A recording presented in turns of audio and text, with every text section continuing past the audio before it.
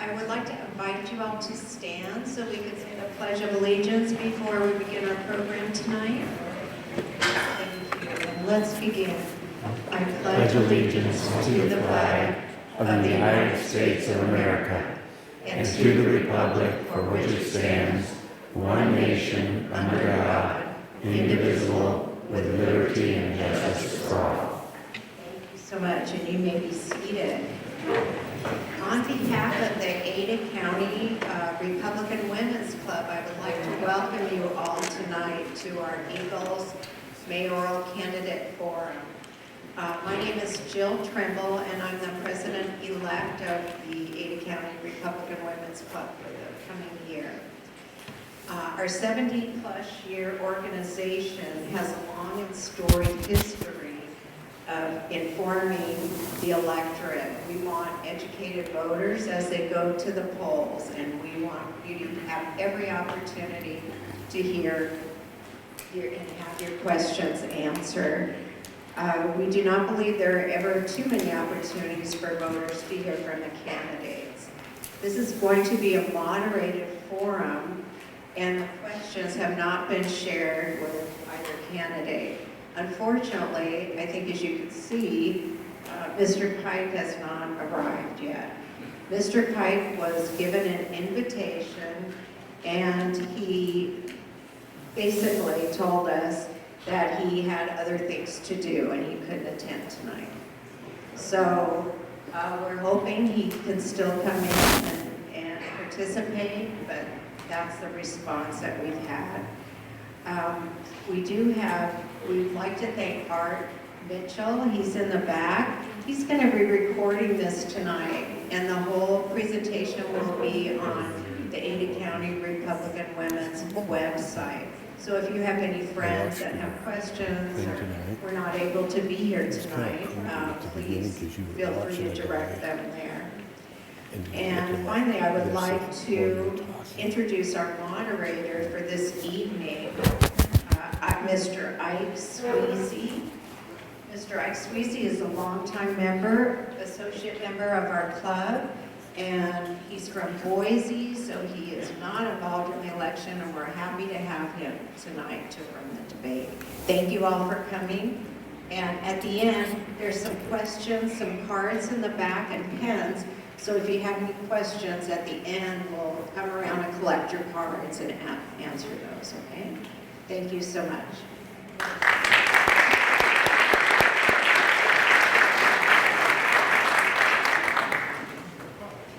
Okay, glad that so many people are here. As Jill said, this is educational. This is not argumentative, it's educational. And so I will be asking questions of the candidate that's here, Jason Pierce.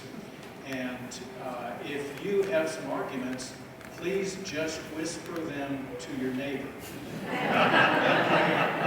Just whisper them, because if it gets to be disruptive, then we're going to have to take some action. So this is for civil discourse, for political discourse, and we're sure that there's going to be people that have disagreements on different issues, okay? But do not get into an argument in your chair, okay? Reserve that for in the lobby or something afterwards. Cell phones, make sure you check your cell phones are off, and because it will disturb people. And like I said, it's civil discourse. These are important issues that you need to be educated for, okay? We don't want people voting on misinformation, and we've got a question on that also. The other thing that Jill mentioned is there's 3x5 cards in the back. So if you have a question that you were thinking about on your way out here, go back and get a 3x5 card, fill that out, and then bring it up here to the front. And if we have time, we'll go through some of those cards. I'm asking some canned questions of Mr. Pierce, Mayor Pierce, and but then he will be able to respond to those, and if we have time at the end, we'll deal with some of those cards of questions that you may have. the layout is that there's going to be an opening statement by Mr. Pierce, and then we'll have the questions that have been prepared. He has not seen these, okay? And then as we approach 8 o'clock, 8:15, then if there's time enough, then we'll have some of these cards to be read and get his response, Jason's response to that. What's that? Yeah, they're in the back. And so if you saw them coming in, you want to hold up where they are. So if you have a question, you're not, keep this thing really close to me, okay? You're not going to get a microphone. You're going to get a 3x5 card that you can put a question to. So at the end, there'll be those questions that we have. And then, you know what always happens, as the candidate leaves, he's vulnerable. So you can probably talk to him at the end. Okay, Mr. Mayor, how about coming on up and we'll get this thing.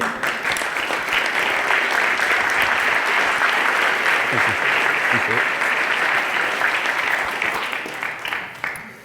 And I have no dog in this fight, so these issues apply to Eagle and to Eagle residents and to the elected officials and people, the stakeholders of the city. So don't ask me any questions. It all goes to him, okay?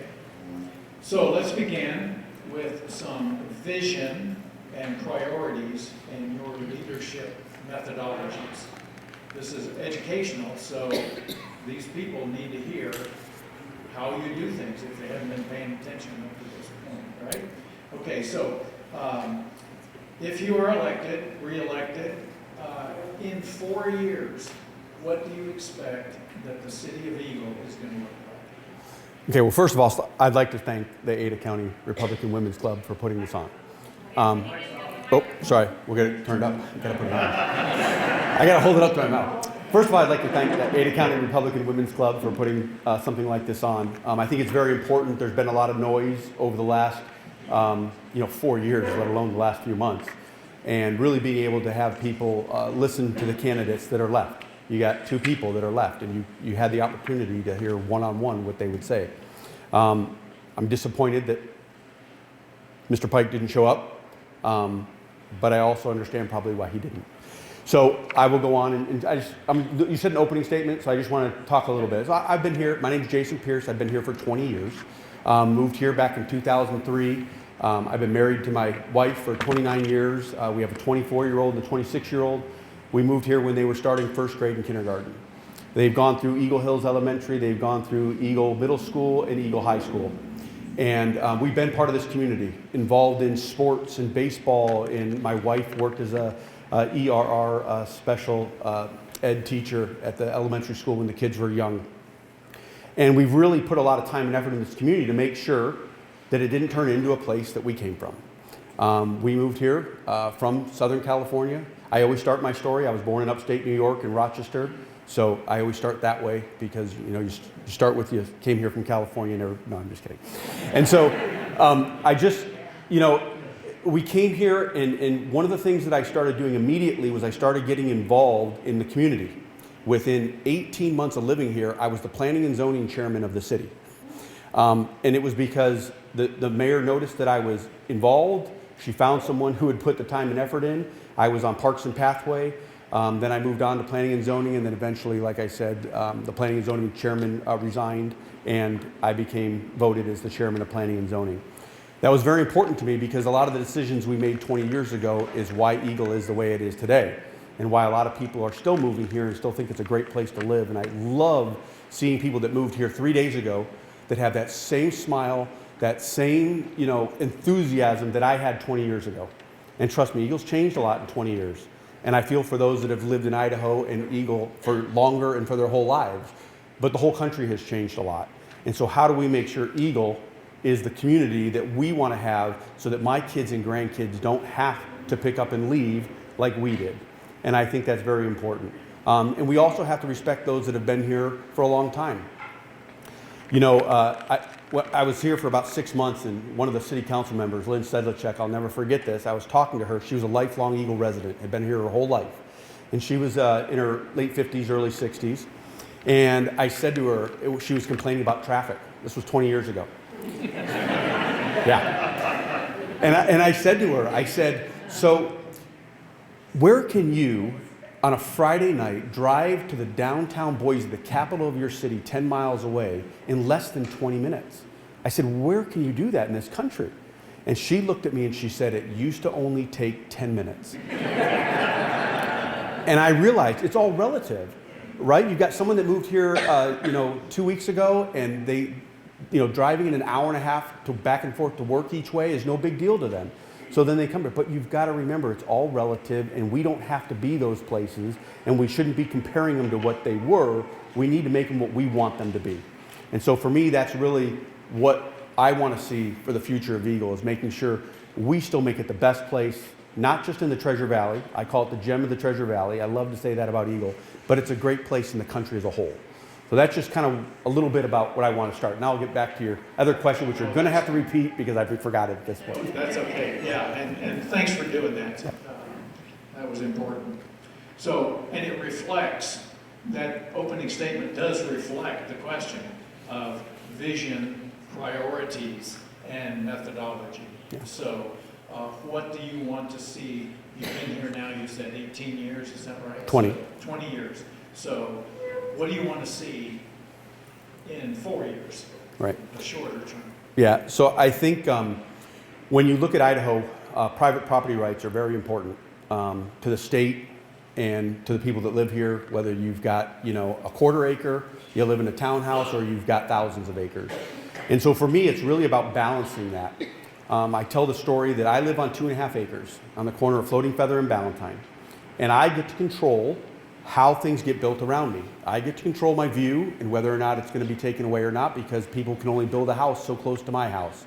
I get to control how close the trash cans get left at the end of my driveway, because my driveway is far away from the neighbors. And so my philosophy with the city is kind of the same.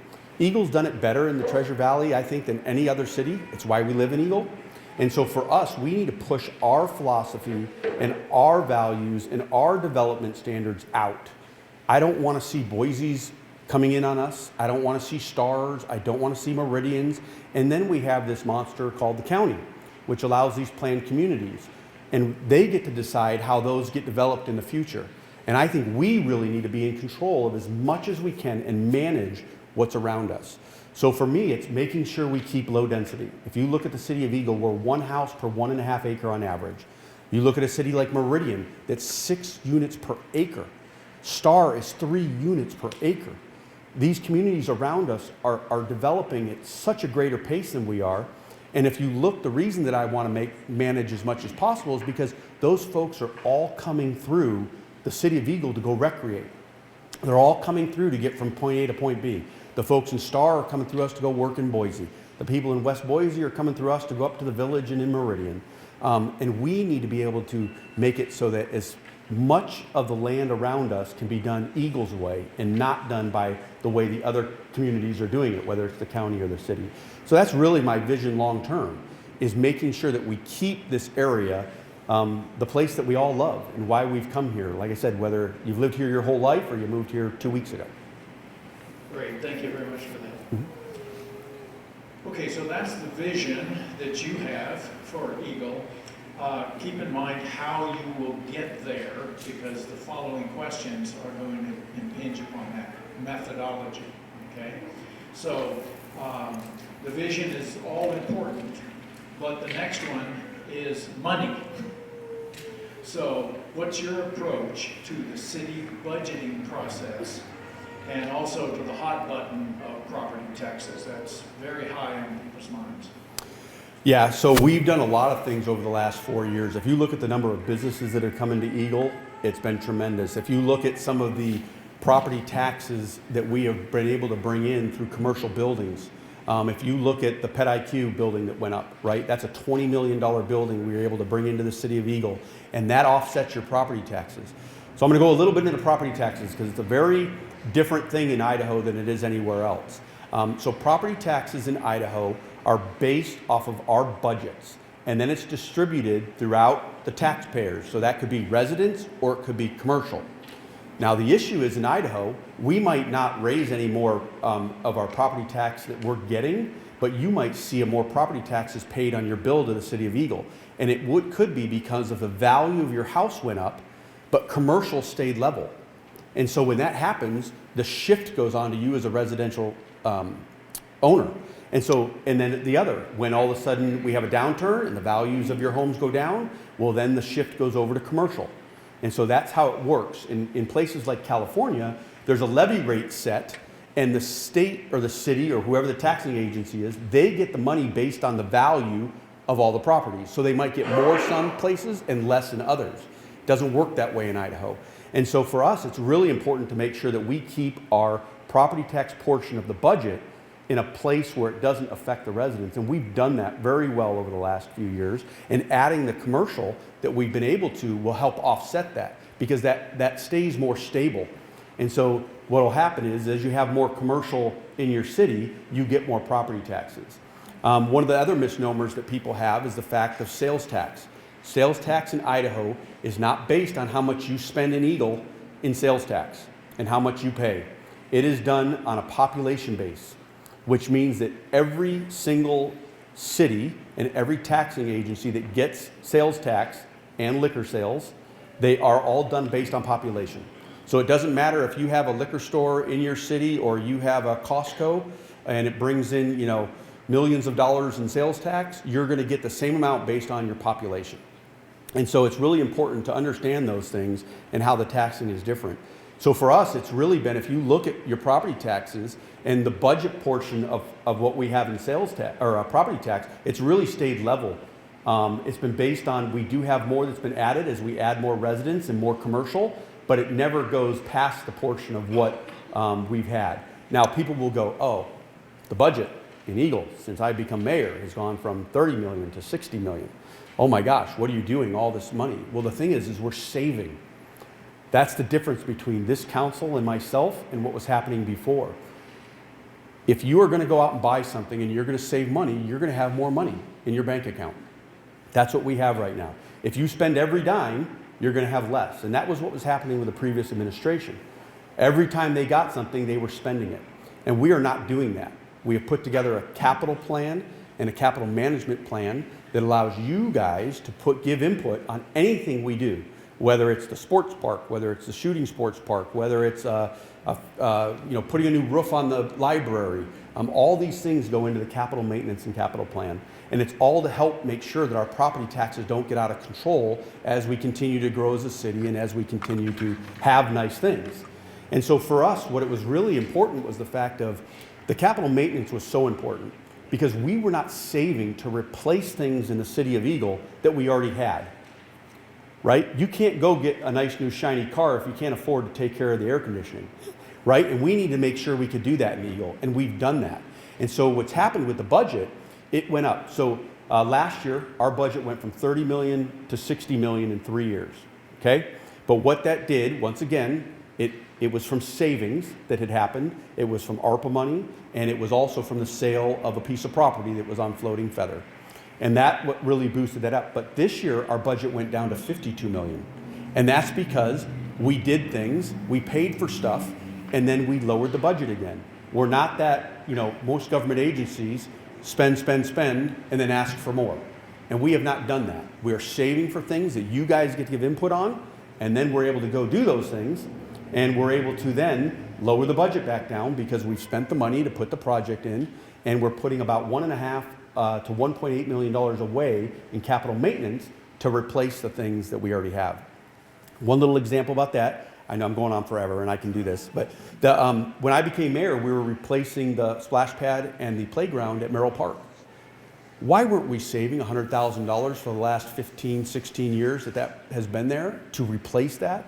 What happened was the last administration took $2 million out of our taxes that 1 year and paid to replace that stuff over there. That's not how we should be doing it, because what if we didn't have that $2 million? Now all of a sudden our splash pad is no good anymore and kids can't use it, or the park, or whatever. We need to be putting away little by little every year to make sure that we can maintain the things that we have in the city. Great, thanks for that. And you kind of led me to the next question with that property taxes and so forth and how it affects your citizens. There's various jurisdictions that your citizens are under, and you hinted at that, not just what the city of Eagle controls. So there's all these different ones. Ada County, you've mentioned that, the ACHD, the transportation, Ada County School District, all of those, fire department. So how would you ensure a constructive relationship with these others that you can't really directly control? Yeah, so if you look at your tax bill, which I'm sure everybody hates to do, but there's about 12 different taxing districts, and they're not all the same. Like, I don't have the sewer district because I'm on septic and well, but somebody else has the sewer district. Someone might have the Eagle Fire District, and someone, believe it or not, might have the Star Fire District. Someone might have the Star Cemetery, and someone might have the Dry Creek Cemetery. So they're different depending on which parts of Eagle you live in. And so for us, it's about, I've been working with them on all kinds of things, and it's really come down to working with the legislature and how things are done at that level. And I meet with the legislature once a month and talk with them, different members of it that are local to our area, and making sure that we're really taking a look at that. One of the things that I've been fighting for is getting the legislature to allow us to collect, or at least the school districts, to collect impact fees on new development for schools. Okay, it has been continuously falling on the backs as us as taxpayers, and we need to get that growth to pay for that as it goes forward. And that's one of the places that we're lacking when it comes to development paying for growth. We have fought with them on this and what we can do to make that happen. So basically an impact fee would mean every time someone builds a house, they would pay an impact fee to the school, and then it would go to the school, and it could be for building new infrastructure, which is what a lot of our we're paying in the school property taxes, and these bonds are to replace aging infrastructure, to build new schools and stuff like that. So we've been fighting at trying to get that to happen.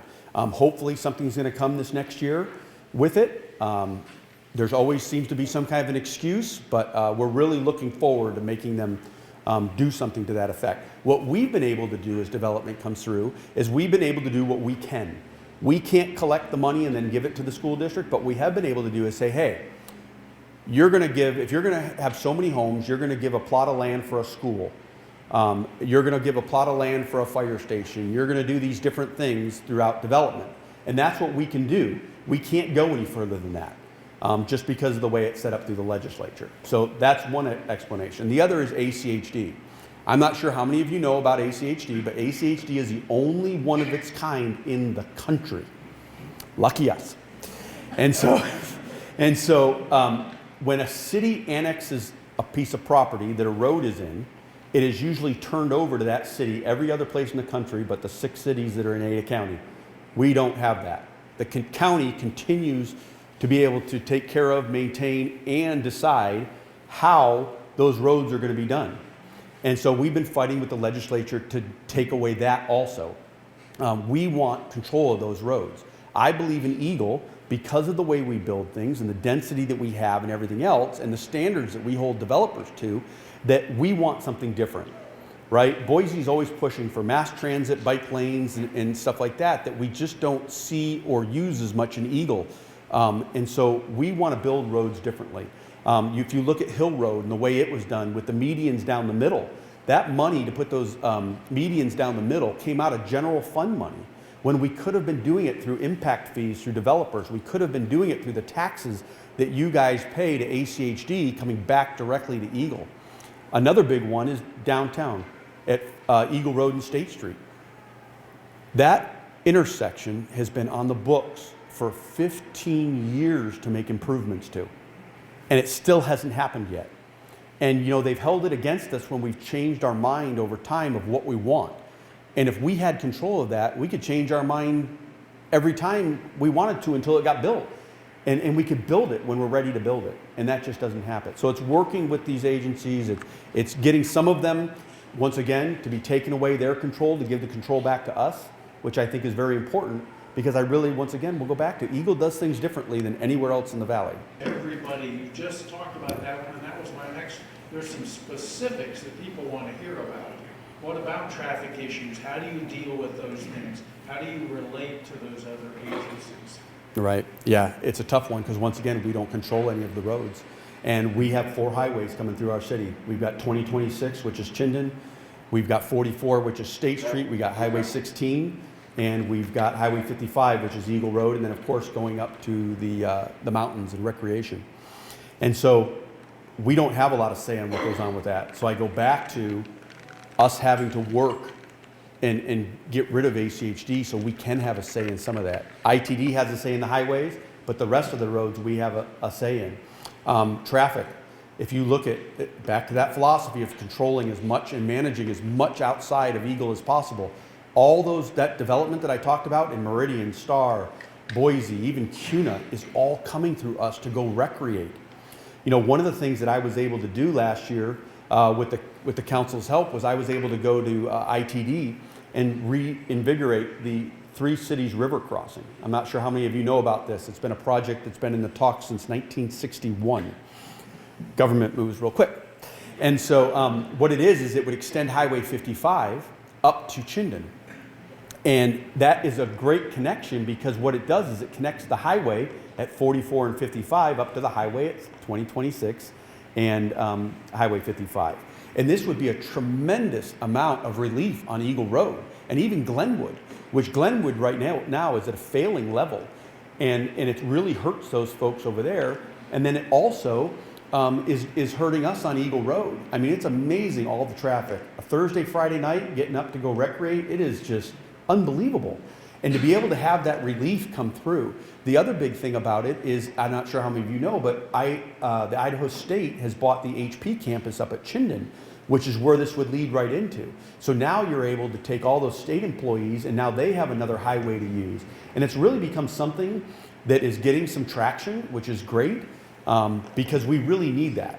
And talking with the different entities, it's amazing. You know, Boise wants nothing to do with it because they don't believe in making the transit system bigger because they want to put in mass transit and some other stuff.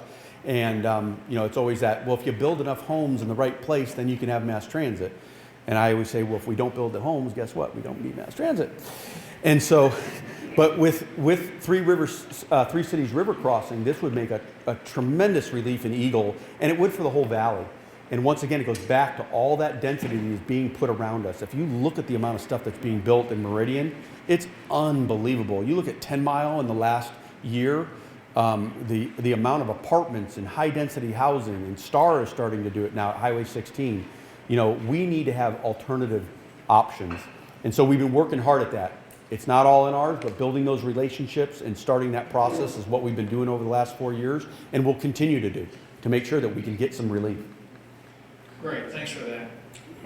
And that moves into things that you do have control of, which are city services. And so there's been, what do you see as things that need improved or just outright removed? What kinds of ideas have been percolating in your mind of city services that either need to be changed or improved or whatever? Yeah, so we have a few things. So we have an City of Eagle water system. Okay, there used to be 3 water systems in Eagle. There was Eagle Water, which was privately owned. There was, and there still is, Veolia, which has been Suez, United Water, and other names over the years. And then we have a City of Eagle water system, like I said. So our City of Eagle water system is in great shape. It's brand new. It's only been in existence since about the late 90s. And so that's in really good shape and moving forward and making sure that when new development comes in, that they have to bring their water rights to the table, build the system, give it to us, and then you know, we pay to maintain that. It's called an enterprise fund. So everybody that's on the City of Eagle water system, their fees pay for that system. It doesn't come out of those that aren't on it.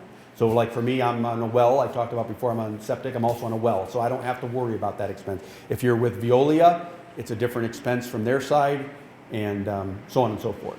So then you look at the other services that we provide. Our biggest things are 2 things. One is police service, and one is parks and trails. And so when it comes to parks and trails, those are things that make Eagle great, is having the open space, the ability to go recreate, get out on the green belt, get out on the foothill trails, get out on the trails throughout our communities. And those are things that we got to make sure we continue to maintain and get connection through new development throughout the city as a whole, so that we can get around in ways that we want to whether it's to exercise or even to get to point A to point B. A lot of people use it that way.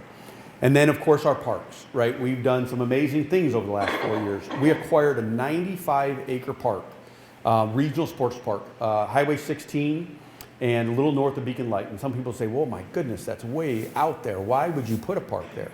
Well, for us, the big thing is when you have these high-intensity projects, we put them on the outskirts of town, right? If you look at where Home Depot and Winco are, you look at where the Fred Meyer is at Linder and Chinden, right? We put these high-intensity things on the outside of town because what we want is when people come from other places to use it, they're not coming through our city to do it. They're coming to the outskirts and they stop, or they use the highway system to do it, where we'll be able to get it from our internal streets.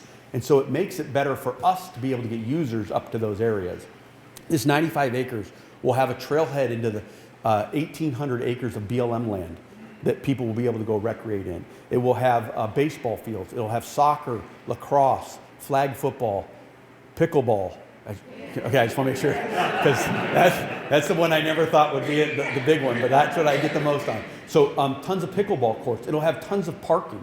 And it's going to be such a huge asset for the city long term. And we were able to get creative on how we brought this park into the city.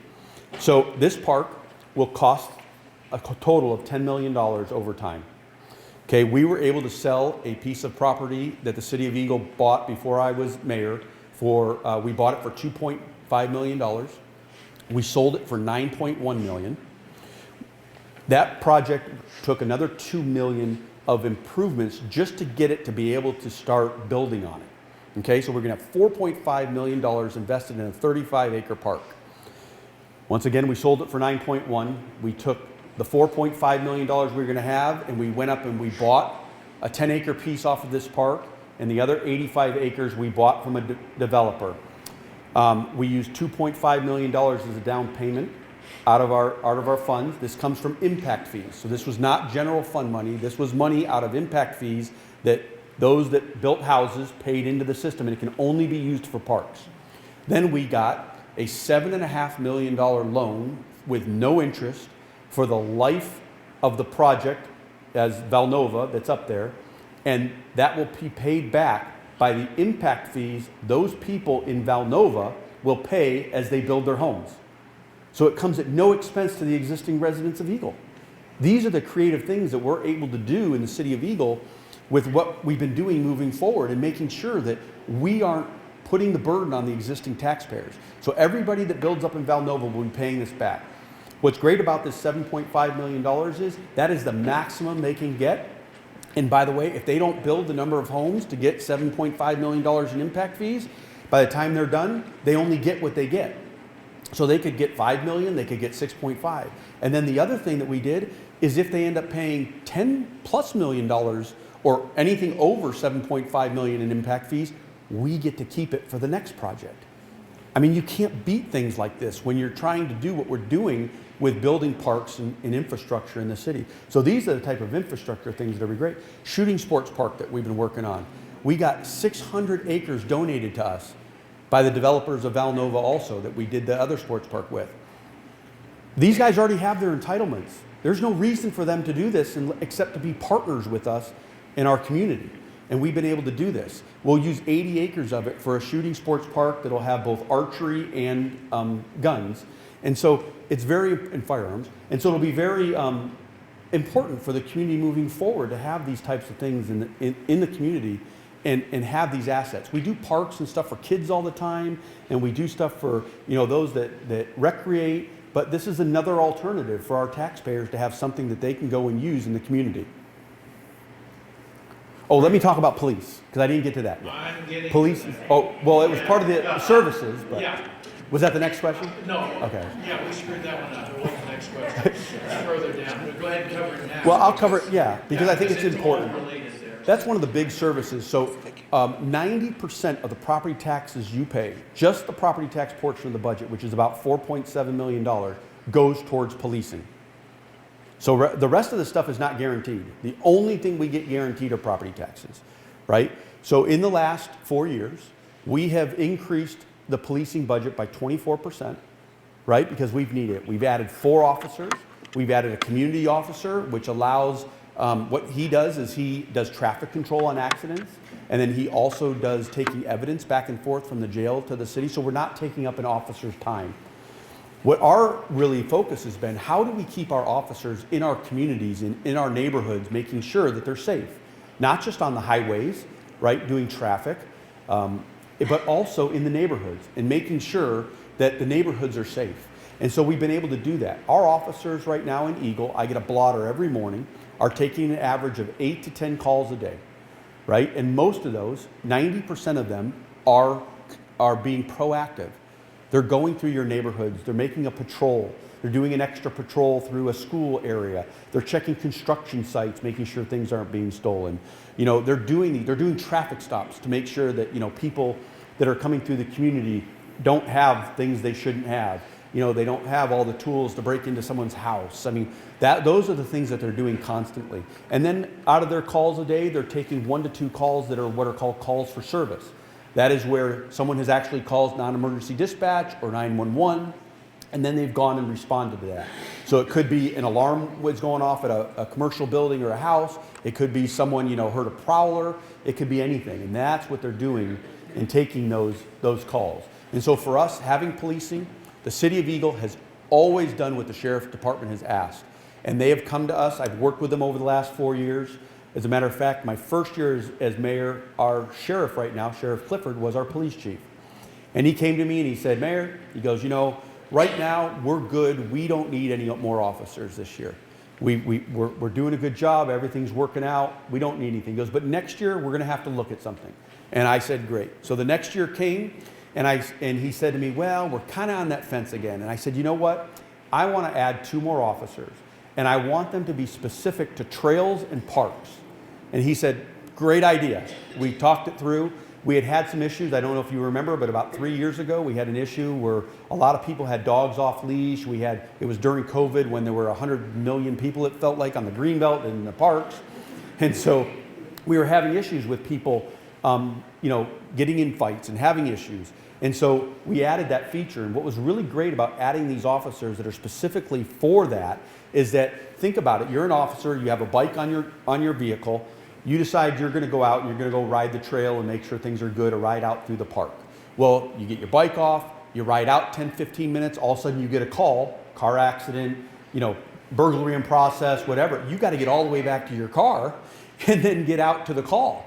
Well, now that we have specific officers for that, the officers that were doing that before can concentrate on the stuff that they need to be concentrating on and doing better calls throughout the city. And then, this last year we were asked to have 2 more, and we added the 2 more. And so, like I said, we've always worked with the sheriff to make sure that we have the adequate policing that we need in the city. I think the contract with the Sheriff's Department is a huge advantage for the City of Eagle in the fact that we have this huge backing that's bigger than just our own police force. And that makes a big difference, I think, in the policing that we have here in the City of Eagle. I'm glad you covered that, because that's exactly the bullets that we've got.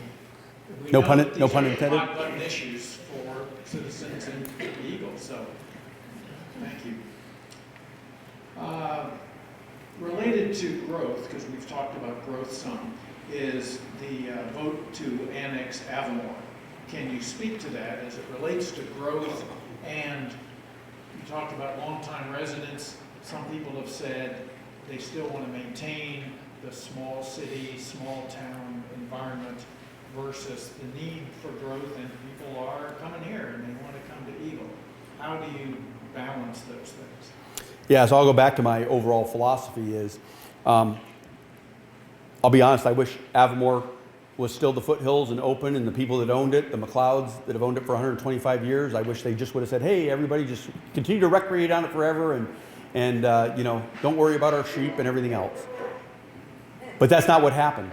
20 years ago, the county approved a project up there called Avamore, and it was a planned community. And it was a project that every so often they can come back and ask for more and more and more through the county. And so those folks are not going to Horseshoe Bend or Idaho City for services. They're all coming down through Eagle. They're coming down and using our Winco, our Home Depot, our shops in downtown. They're using Gerber Park and Mayoral Park and the bike park and our trails. They're using stuff down here. They're not paying and haven't been paying any taxes for all that. So it has been falling on the backs of Eagle residences to do that. And so Avamore has been one of those things that has been in the works for a long time. They've always wanted to come to Eagle, but they never were touching our city to be annexed. One of the things that we had to do with this is we had to make sure that we could manage what the future of that area would look like. And I always say small town feel is not about how big your city is. It's about the mentality of the people and what we do as a community and how we treat each other. So for me, the reason that I supported Avamore, and I'll just make this clear, I don't get a vote, right? I only vote in a tie up at the council, is looking at this in Avamore long term, we can set the densities today of what will be up there forever. And it won't have these little chunks taken year after year after year from 3 different counties. Before they know it, in 50 years, it's this big monster that turns it into where my kids and grandkids want to leave here like I left somewhere 20 years ago. You never see something density-wise get less in the future. It's always more. Think about everywhere someone has come from, or even if you've been here, it's more and more. We were able to set the densities today for the next 50 to 60 years on that land. So Avamore, just in case everybody doesn't know, is 18,000 acres. Okay, we approved 8,500 homes. That's 1 house per 2 acres. Where do you see a city that's going to do that? Now that doesn't mean everything there is going to be 2 acres, because what we've done is we've said, okay, we want you to cluster the growth on about 5,000 acres, and then the rest of it is left open space forever for the public to use, right? They can't build on the hillsides. They have to build down in the valleys. It's the same thing we did with Valnova back in the late 2000s. Well, that's not really late 2000s, but 2009, 2010. And so, you know, when you set those densities, now they're set there forever. We were also able to make sure that they perfected and brought their own water and wells to the table. Because I don't know how many of you know, but right now they're pumping water from the wells at Eagle Middle School all the way up to Avamore. That's where they're getting their water from. And if it would have continued in the county, they would have continued to use the water from down here. And so now that we've annexed it, they have to take the water rights they have up there in the foothills, and they have to perfect them. They have to build the whole system with no taxpayer money. It's all done on the developer and the future people that live there. And then they have to turn it back over to the city to maintain. And we get to make sure that as they grow, if they don't have water, they can't continue to grow. If they don't put in the roads the right way, they don't get to continue to grow. If they don't build the schools and give the land for the schools, they don't get to grow. Now there's been a lot of misconceptions on the services. So they're already in Eagle Fire District. So they're already paying taxes into the Eagle Fire District just like you do. And they've been in it for a long time. They're already in the Ada County School District. So they're already coming down here and using our schools and doing all those things. And they're actually also in the Horseshoe Bend School District, because part of most of their land is actually in Boise County. And so the only services that we're going to have to add are police services up there. And so when you look at their property taxes coming in, that money, just like yours, will go towards the policing. And a lot of the money that we also use on the one-time fees of doing parks and trails, we made them put in all the parks and trails up there. So it's not going to come on the backs of the taxpayers here. It's going to come on the people that are moving up there to build those things and do those things for the future. And that's what we can do with these larger projects. We can really make sure that not only do they pay their fair share, but even more so. They have to put $70 million into the improvements of Highway 55. $70 million. And most of those improvements are not because of their project. It's because of all the development that's down here of everybody going to recreate up in McCall, Tamarack, Cascade, Garden Valley, right? That's already happening down here, but they're going to make those improvements. They're also going to make grade separated interchanges, which means it'll be more of an expressway. up through there. So that light will eventually go away that's there, and you'll be able to go right through, and there'll be on-ramps and off-ramps. So it won't affect you as you go to the north, which will be a huge advantage down in the future. And also, with the grade separated interchanges, they get to go from each side of Highway 55 without getting on the system unless they're coming down to use, to get into Eagle or do other things. So it was one of those things that say this, we have to take the bull by the horns. We can't put it in someone else's hands to make these decisions. Look at the decisions the cities and the county around us are making.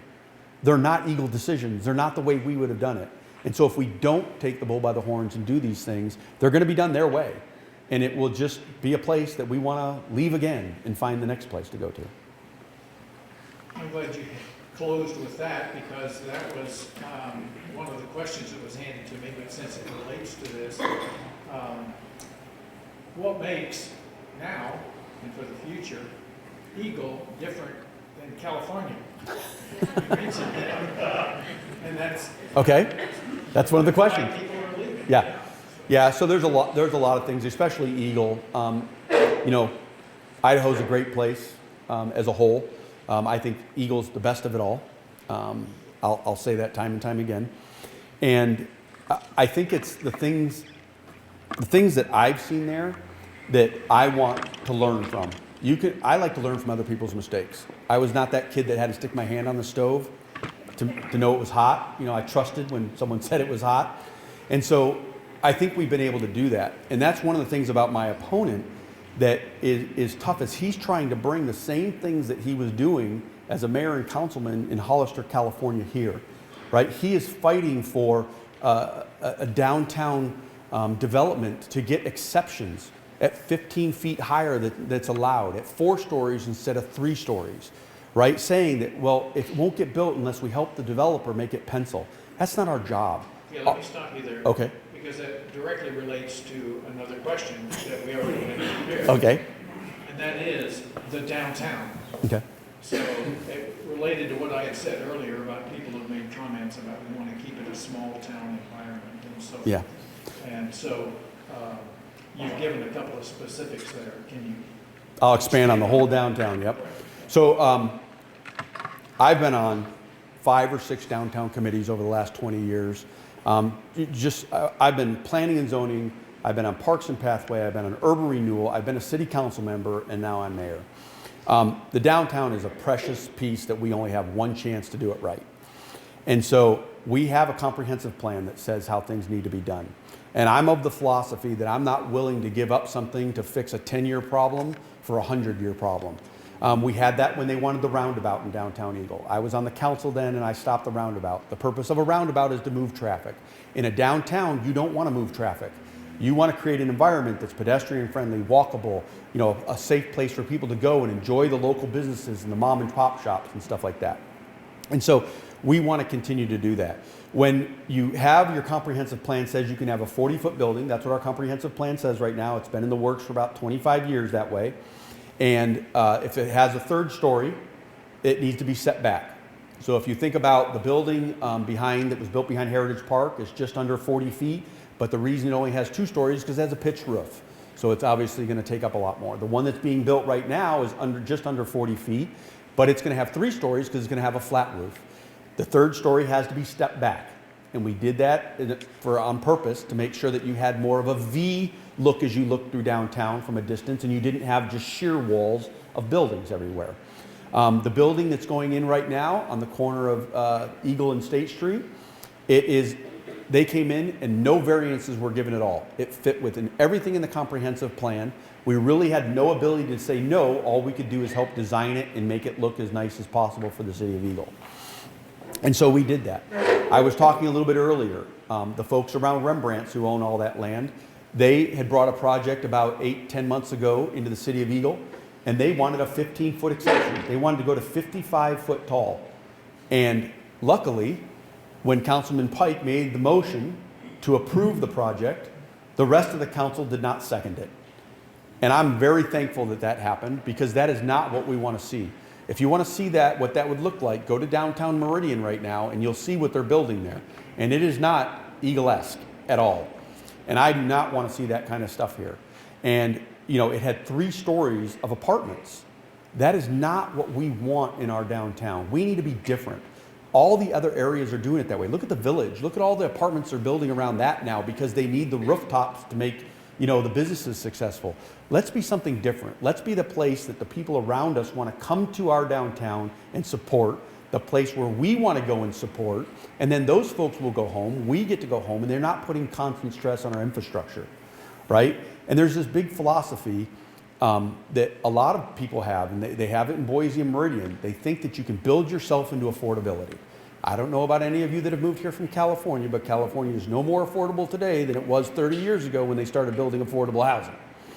And so we need to build the community that we want, and capitalism will take care of that issue, one way or the other. And so you can't make it happen. I hear these mayors saying this all the time, and it's not the same, you know, widget type building that the more you have, the cheaper it'll be. The more you build, the more will come. That's not what we want. We need to build what we're going to have. And like I said, capitalism will fix it. Great. Okay. This is a campaign, and every campaign comes up with buzzwords and so forth. And this one, or these two, you'll recognize, which is communication and transparency.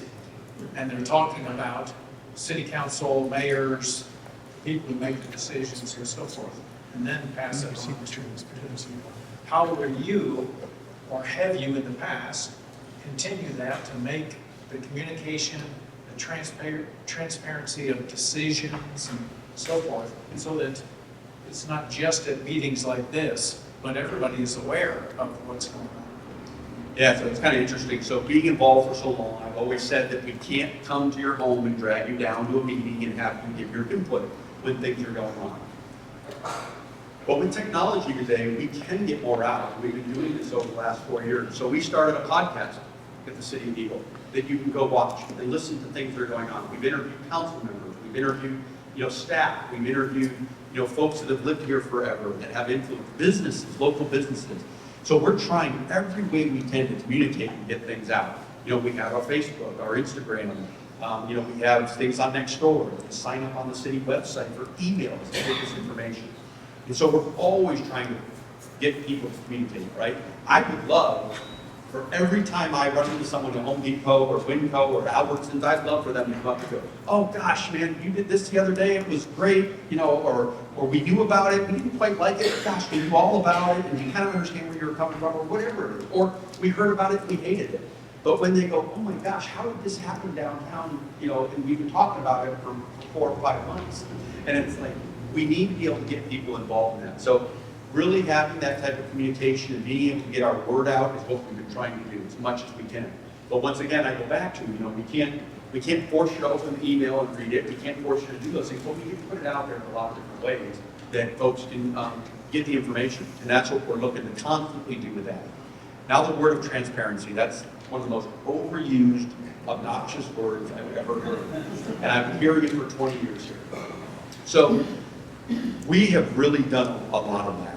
And what I mean by that is we have had meeting after meeting after meeting on things. When we did this capital plan and this capital maintenance plan, we had over 12 meetings in 1 year alone. People could give us input on what we were doing in the community, right? On what the projects were for the future. And what's great about this capital plan is it's fluid, right? So if something comes through and we need money to do something that's an essential, we can pull money from it. But guess what? You get to see where we pulled the money from. And what was happening in the past was you would get a mayor or a staff member or a councilman that had a pet project. And they would just take the money that was being saved for something, it was called capital projects, and they would make it happen. And that's not what I wanted. I wanted everything out in front of the public, and the council agreed with me so that you guys could see it. So let's say for 10 years we're saving up to put an ice rink in Eagle, because the people have said 10 years ago they wanted an ice rink. And all of a sudden, someone comes and says, hey, we've got $8 million set aside to build a $10 million pool, and we want to put it in Eagle. It's going to be a public pool and so on and so forth. Well, guess what? The mayor and the council can take this back to the people and say, hey, do we want to take $2 million out of this ice rink to build this pool because we have someone who's going to invest $8 million into it. Or how do you go about doing that? And these are things that are put in front of you to be able to help make those decisions, right? And be able to see what's out there. And I know not everybody wants to give input on everything that happens, but it's there for you to do if you want to make sure your council is doing the right things for you moving forward. And so there's all kinds of these projects. I think we have like 25 projects on this list of things that we can do over the next however long it takes to save for. But the public gets to give input on that, the staff gets to give input, the council, the elected officials, and the folks that are part of those user groups. And so that's really important for us to make sure, not just saying, hey, we're going to be transparent, but actually putting things in place that make it transparent. Because it's the most overused word, I think, in politics. Well, related to that is what everybody has seen, which is the misinformation because stuff is out there. And so with social media nowadays, one of the complaints that everyone hears is that there's misinformation out there. How do you combat that? Number one, how do you stop it? But how do you end it once it's already out there? There are things that are wrong about what you're planning. Right. So a couple of things we've done. If you go to the city website, we have a page called Just the Facts. A lot of the stuff is on there, and it's the facts of what we've done and why we've done it. I've always said, not everybody's going to agree with what we do, but at least if you know where we were coming from, the correct decision we made, and you don't believe the neighbor or social media or the other based on what they heard from their friend and sister and mother-in-law decided it was the right thing. No. So, go to the Just the Facts page. The other is, for the last 4 years, I've held a coffee with the mayor, 9 o'clock every Wednesday morning. And it started with 5 people at local coffee shops during COVID when these businesses were suffering and we were trying to get people in to help, them survive during COVID. And, we started that. Now it has grown to about 40 to 50 people at times that are coming. And it's not the same people all the time. Some people will come and they've got a specific question about something, they get it answered, and we might not see them for 6 months, we might not see them ever again. And you've got the ability to come answer these questions. And what's funny is the folks that don't believe in what we're doing, you're saying, oh, it's just a bunch of cronies that just come. And no, these people all started out coming with issues, right? And then they realize, okay, I can find the actual answer. I can approach my mayor and I can talk about these things. I get it all the time. I go to Albertsons, I go to Winco, I go to Home Depot. People stop me and ask me questions. We're out to dinner as a family. They do it. I love that stuff because I want to inform people as much as possible with what we're doing, right? And I always tell people, you're going to get the same answer whether you ask me once, twice, 3 times, with somebody else, and it's because I tell them I'm not smart enough to keep track of lies. And it's just easier just to tell the truth and just make sure people know what's going on in the community. And so for me, getting that out and being able to talk to people in all these different ways is how we do it. Or you try to, it's really hard to keep up with social media and what good things out there. Once in a while, my wife and I will watch a movie on Friday night, and I'm going through social media, reading it, and I'll just chuckle and laugh, and she'll, what are you laughing about? It was a serious part of the movie. I'm like, oh, you won't believe it. Some of the things that we're, out to do the most horrible thing in the world, and that's not at all what we're doing. Okay, last question that comes from me, and I'll let you roll into your closing also. Which is, this past election day, almost a third of Eagle voters voted for a candidate that didn't advance to the runoff. So what will you do to attract those decision voters? They can be really decision-making voters. What will you do about that 1/3? And then, since it's related, you can roll right into your final statement. Okay. Any more questions? Not, well, I've got some, we do that after your Okay, closing. after my closing. All right, so,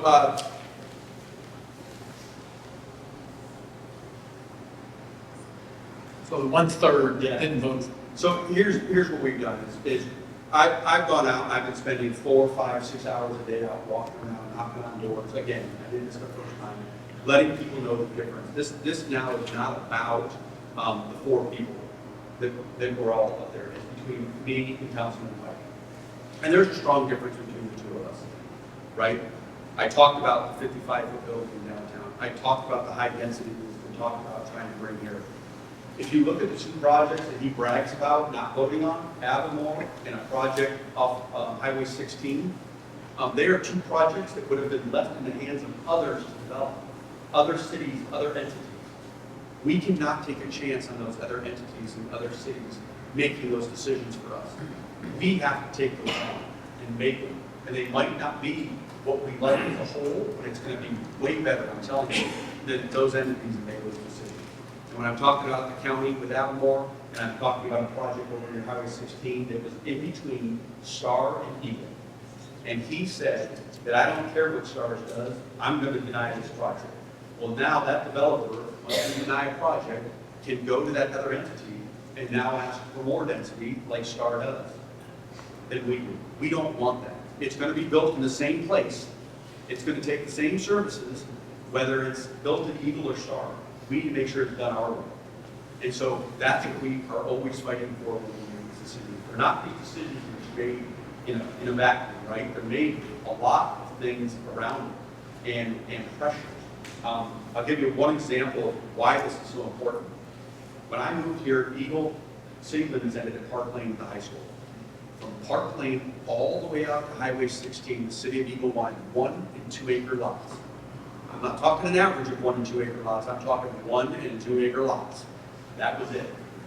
Well, when I talked about earlier that Legacy was coming in and going to go to the county at a larger number, the city had to adjust its plan because it could have been 4 units per acre instead of 1 or 2 unit acres, but it ended up being 2 units per acre. So it still was half of what the other entities were going to approve.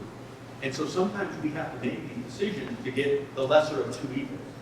And that's tough, right? Because we want to do what we want to do, but it's not, you can't necessarily make that decision because of the private property rights and the ability for someone who owns property that is touching 2 different entities, or even being able to do a planned community in the county, it can be done the way they want it done, and not the way we want it done. And I think that's important in making sure those things are done. So, once again, when I talk about my opponent and those differences, I'll go back to the 55-foot building downtown with 3-story apartments. That is just not something that I think we want in Eagle. We need to make sure that doesn't happen. And I will always fight to make sure that we keep Eagle as the lowest density we possibly can. We bring in the commercial that we want, which is the mom and pops and the small shops. He's also talked about, we need to bring in big commercial business to offset the mom and pops when they're having trouble. Okay, I'm not sure how many of you know, but usually the big commercials take out the mom and pops. They don't help them. There is no help to that. And we do not want that. We love our sweet tea living, and we love our finer frames, and we love, Old State Saloon and Smoky Mountain Pizza. We don't have Red Lobsters and Olive Garden and, Chili's here. We have Crave and Coins and Bardenay. Those are the types of things that make us different and special. And that's what I want to see moving forward. Now, in my closing, Yeah, now you can do your closing, Okay. and then I'll have a few of these. Are there any more questions? so I think for me, we've been on a really good track in the city of Eagle. I'm not sure how many of you know, but we haven't had a two-term mayor since the 80s. And we haven't had that consistency moving forward, and it's because a lot of the misinformation and growth that's happened over time, people get frustrated with it. We are going to grow. I'm sorry, I wish we could build a wall and stop it tomorrow. But once again, I'll go back to we need to make sure it's done Eagle's way. The reason we're all here, the reason we moved here is because it's such a great community. And I want to make sure that's what it continues to be. I have a 26-year-old that still lives in Eagle. I have a 24-year-old daughter who still lives in Eagle, owns a townhouse in downtown Eagle. And I want to make sure that she wants to be here forever, and so does my son. And my grandkids will be here. And it might not be Eagle, right? Not everybody can be an Eagle. The first thing, they might be in Meridian or Garden City and aspire to be an Eagle at some point. But those are things that we need to do. We just stick to our values, we stick to what we want to see here and the way we build things, and not give in to all the variances and changes that people want. We have a comprehensive plan for a reason. If there's one thing you can get involved in, it's the planning every 7 years we do on the comprehensive plan, where you get to come in and make a difference and decide how the city will grow in the future. And so that is a great place to get started and stuff. Make sure we stick to that comprehensive plan, and we don't deviate from it. There are some exceptions that we've made here and there, but there are things that have ended up with more open space, or we've ended up with, less density overall. But those are the things that we need to make changes for, not for allowing 55 plus tall buildings, and allowing more density in places, and helping the developer make it pencil. A lot of people have also talked about the fact that I take money from developers. I'll tell you right now, you will never see me give up my morals and values for someone helping me pay for signs or get the message out that I'm trying to promote for the city of New York. But it goes both ways. So if I take money from someone that doesn't want to have any building happen in Eagle, then all of a sudden, am I beholden to that person too? I'll tell you right now, no one can ever give me enough money in a mayoral election to question myself when I'm making those decisions. It will always be best. We've had instances where people have donated to my campaign, and we have held them to the standards. I'll give you one quick project at Valentine and Old State Street. There's been a cornfield there for years. It just got bought. It's now being developed. That was in our comprehensive plan at 2 to 4 units per acre. The developer, a lot of times they'll come to me before a project gets actually an application to the city, and they'll say, what do you think the community will support? And I said to them, I said, well, you could have 2 to 4 units here. I said, we're in some of the biggest growth that we've ever had. You need to be at the 2 number. You just need to be down towards 2. Well, he decided to go to the neighborhood meeting where he meets with the neighbors at 3.77 units per acre. The neighbors were upset and frustrated, and the developer didn't listen. He said, I'm still going to push the project through. I'm going to go to the Planning and Zoning Commission at 3.77. The Planning and Zoning Commission, they denied it. It comes up to the city at 3.77 again. So he doesn't listen to residents. He doesn't listen to Planning and Zoning. He comes to us. This was, like I said, a donor in the last campaign. And City of Eagle denies it. We deny the project. And we tell them that, it needs to be back towards 2. So he calls me up 3 days later, and he says, Jason, what do I got to do to get this project? I said, Jake, I told you 18 months ago, 2 units per acre. 4 months later, he comes in at 2 units per acre. He just wasted 18 months of the best, building time that we had on this project. And the amount of money that he wasted, that he, could have, if he just would have listened. I feel with the amount of time I put into the community and listening to people, that I have a pulse on what people in the city really want. And they want, especially when it comes to growth, they want lower densities. And we have got to make sure that that continues to happen. And we've had this on multiple occasions when these types of things have happened with developers. And like I said, the reason they like me is because I'm honest with them at the beginning. That developer could not have said, Jason, you told me I should have come in at 3.77 units per acre, and then it got denied. No, I told him from the beginning. I was honest with him, and that's why they like me, because I would be honest with them from the beginning to the end. Okay, thanks. Several of these are related, and we're not going to get to all of them. I would invite you to go to the coffee that the mayor has. But also, I'm going to give you these because some of them need to go onto your website. FAQs and so forth, some rationales for decisions that have already been made. Some of these have already been made, so I'm not going to take the time to do that. And he's also explained some of the others. Some stuff that we didn't talk about was you mentioned the shooting park. And so this is another hot button. What's your belief or where you try to take the city or whatever when there's conflicts between federal regulations on gun control issues and so forth versus what Idaho people, Eagle people, so forth? What's your attitude about what your capabilities are in pushing back against, federal laws that we passed? I'll tell the feds to stay out of our business.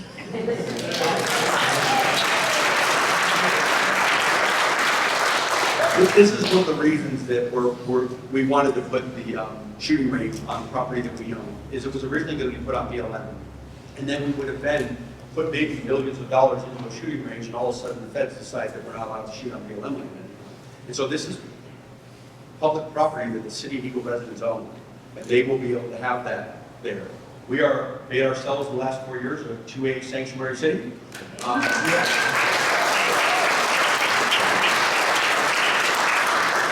lot of people will say it's redundant, right? Because the state is, but what if they're not? What if they don't?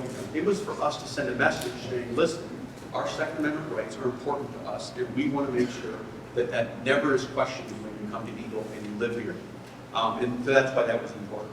And as far as the federal regulations, I think with it being on public city-owned property that we own, we're not going to have an issue with that, and that is why we went the direction we went with and making sure that it wasn't put on federal land.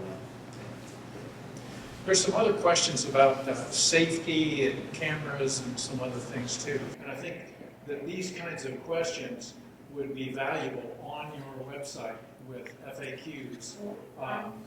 Because I know that even though I don't live in Eagle, I got grandkids that live in Eagle.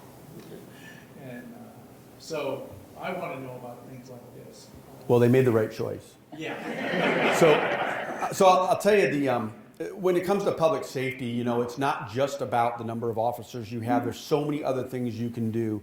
And for me, the shooting range is another one of those things that make it safer, right? We have a law enforcement component of this that we're going to have in the future, which means that there'll be training there. So think about that. You've got ATF, FBI, Meridian Police, Ada County Police, you know, the sheriff, Boise, all the different officers coming through our city to go train.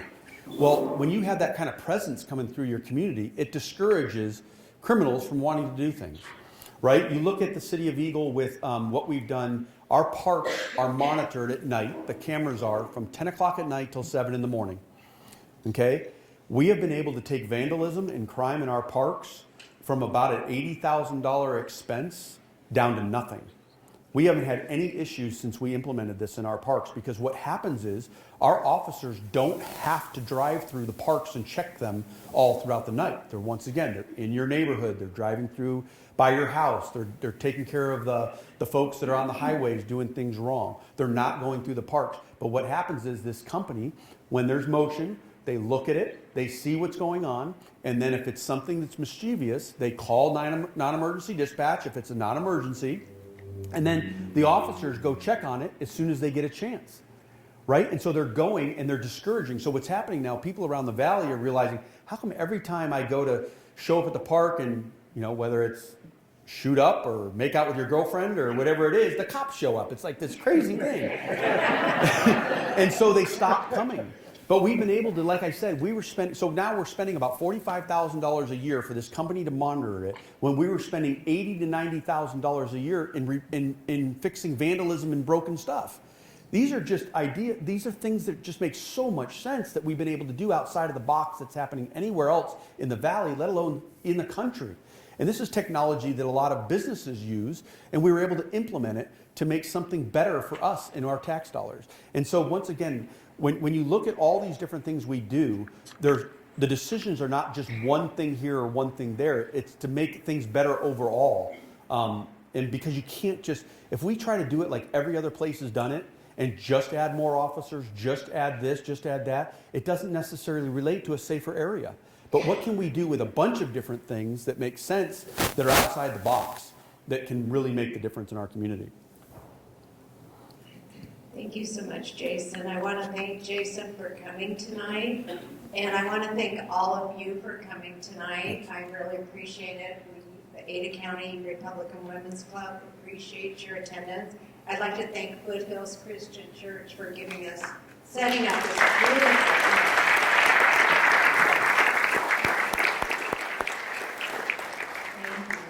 They did such an excellent job of setting this up for us, so I'm very grateful to them. I'm grateful to Mr. Speasy, and I'm grateful to all of you for coming. Thank you, Mr. Pierce, Mayor Pierce, for coming. Thank you. Can I say one more thing? I just want to remind everybody, no matter who you vote for, make sure you go out and vote, right? December 5th is the day to go out on Tuesday, and then there is early voting right now happening at the library between 8 and 5 all this week. So, that's the most important thing we can do is make sure that we're out there voting and making sure that we keep Eagle a great community to live in. So thank you again, everything you guys did. Appreciate it.